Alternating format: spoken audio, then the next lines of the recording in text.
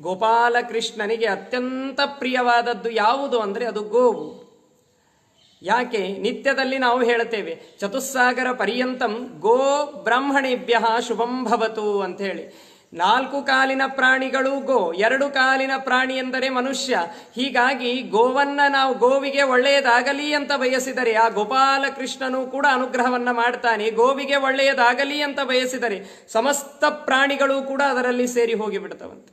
33 ಕೋಟಿ ದೇವತೆಗಳೇ ಆ ಗೋವಿನಲ್ಲಿ ಇದ್ದಾರೆ ಅಂದ ಮೇಲೆ ಉಳಿದ ಪ್ರಾಣಿ ಪಕ್ಷಿಗಳ ತದಂತರ್ಯಾಮಿಯಾದಂತಹ ದೇವತೆಗಳ ಚಿಂತನೆಯನ್ನು ಹೇಳೋದೇನು, ಎಲ್ಲ ದೇವತೆಗಳು ಕೂಡ ಗೋವಿನಲ್ಲೇ ಇರ್ತಾರೆ ಅನ್ನುವುದಕ್ಕಾಗಿ ಗೋವಿನ ಪೂಜೆಯನ್ನು ಇವತ್ತಿನ ದಿವಸ ನಾವು ಮಾಡಿದ್ದೇವೆ. ಗೋವತ್ಸ ದ್ವಾದಶಿಯ ದಿವಸ ದೇವರ ಮಂಟಪದ ಎದುರಿಗೆ ರಂಗೋಲಿಯಲ್ಲಿ ಗೋವಿನ ಕರುವನ್ನ ಚಿತ್ರವನ್ನ ಬಿಡಿಸಿ ಆ ಗೋವಿನ ಪೂಜೆಯನ್ನ ಮಾಡಿ ಆ ಗೋವನ್ನ ನಾವು ತೃಪ್ತಿಗೊಳಿಸಿದ್ದೇವೆ ಗೋಗ್ರಾಸದಿಂದ. ಯಾಕೆ? ಗೋವನ್ನ ಪ್ರೀತಿಗೊಳಿಸಿದರೆ ಅಂತರ್ಯಾಮಿಯಾದ ಗೋಪಾಲಕೃಷ್ಣ ಪ್ರೀತನಾಗ್ತಾನೆ. ಅಷ್ಟು ಗೋವುಗಳ ಮೇಲೆ ಭಗವಂತನ ಅಸ್ತಿತ್ವ, ಆ ಭಗವಂತನ ಸನ್ನಿಧಾನವೂ ಗೋವಿನಲ್ಲೇನೆ.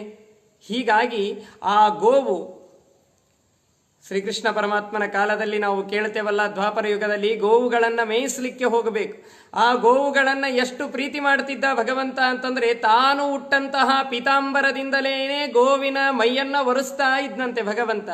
ಎಳೆಗರಿಕೆ ಇರುವ ಸ್ಥಳದಿ ಮೆರೆದು ವತ್ಸಗಳನ್ನು ನಿಲ್ಲಿಸಿ ಮುರಳಿ ತನ್ನ ಕೈಯ ಪಿಡಿದು ಕೊಳ್ಳಲ ಗಾನ ಮಾಡುತ್ತ ತನ್ನ ಸರಗು ತೆಗೆದು ಕೃಷ್ಣ ಕರುಗಳ ಬೆನ್ನು ಒರೆಸಿ ತಿನ್ನು ತಿನ್ನು ಹುಲ್ಲು ಎನ್ನುತ್ತ ತನ್ನ ಕರದಿಂದ ವತುತ ಕಾದನ ವತ್ಸವ ಹರಿ ಕಾದನ ಕಾದನ ಕಾದನ ವತ್ಸವ ಹರಿ ಕಾದನ.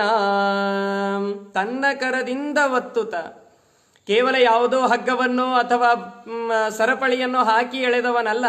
ಆ ಆಕಳುಗಳ ಕೊರಳಿನಲ್ಲಿ ಎಂತಹ ಸರಪಳಿಯನ್ನ ಕೃಷ್ಣ ಹಾಕಿದ್ದ ಅಂತ ಕೇಳಿದರೆ, ಕನಕರಜತ ಸರಪಳಿ ದನ ಕರುಗಳ ಕೊರಳಲಿ ಮಿನುಗುತಿಪ್ಪ ಅರಳೆಲೆ ಅನೇಕನಾದದಿಂದಲಿ ಅಜಗಳಂತಿದ್ದ ಕರುಗಳು ಗಜಗಳಂತೆ ಆದವು ತ್ರಿಜಗದೊಡೆಯ ವಿಜಯ ವಿಠಲ ವ್ರಜಕ್ಕೆ ದೊರೆಯಾದನು ಕಾದನ ವತ್ಸವ ಹರಿ ಕಾದನ.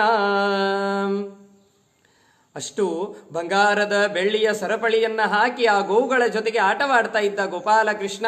ಹೀಗಾಗಿ ಆ ಗೋವಿನ ಪೂಜೆಯನ್ನ ಸುರಭಿರ್ ವೈಷ್ಣವಿ ಮಾತಾ ಅಂತ ಆ ಯಾವ ಗೋವಿನ ಪೂಜೆಯನ್ನ ಮಾಡಿದರೆ ಗೋಪಾಲಕೃಷ್ಣ ಪ್ರೀತನಾಗ್ತಾನೆ.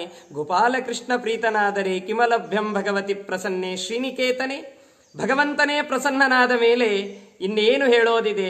ಭಗವಂತ ನಮ್ಮ ಮೇಲೆ ಪ್ರಸನ್ನನಾಗಬೇಕು ಅನ್ನುವುದಾದರೆ ಗೋವಿನ ಪೂಜೆಯನ್ನ ಮಾಡಬೇಕು. ಅದನ್ನ ಇವತ್ತಿನ